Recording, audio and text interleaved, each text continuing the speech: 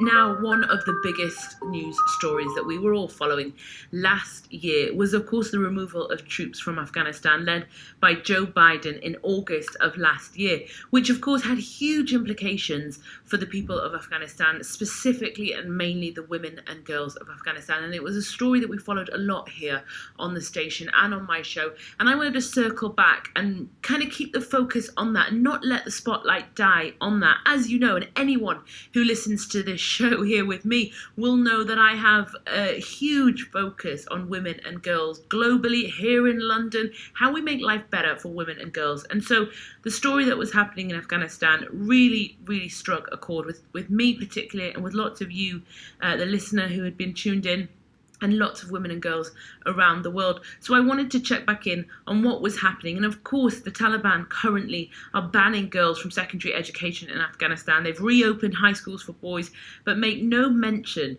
of girls' education and what that looks like across the board. So I wanted to catch up and talk to some people who are trying to keep that focus and keep girls getting the education that they need. Naeem here is education program managers who are helping facilitate access to education in Afghanistan. Naeem, thank you so much for joining us. Hello. Hi Salma, this is Naeem Sabaun. Naeem, can you tell me a little bit about the work that you're doing to help girls in Afghanistan get an education? We are providing basic education to children in Afghanistan, particularly to girls in Afghanistan. We provide education facilities through building community-based educations in most rural and deprived areas of Afghanistan.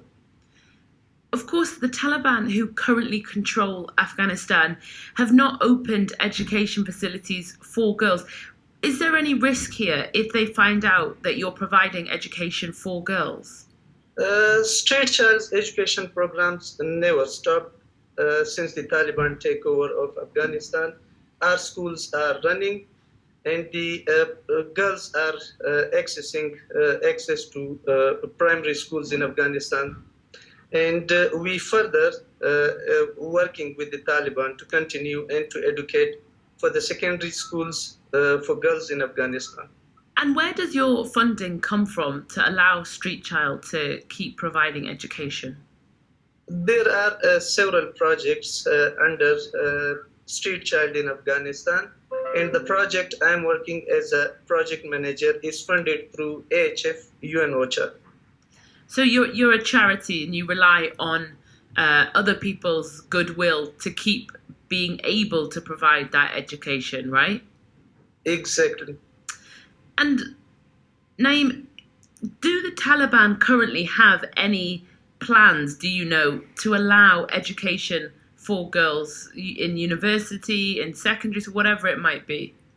Hopefully, the Taliban regime will allow the girls attending the secondary and upper secondary schools, and even at the university level. Perhaps the Taliban allows girls access to the universities level also. Because previously, education for girls, education for women, for females, was banned, wasn't it? Female education was banned under the Taliban rule previously, right? Yes, definitely. There were news that the girls were not allowed during the Taliban regimes at the first time. Yeah. But currently, girls are going to schools at the primary grades in Afghanistan. But that, of course, neglects hundreds of thousands of girls above primary school who can't get education and who have been going to university, but now suddenly they can't go to their classes anymore, can they?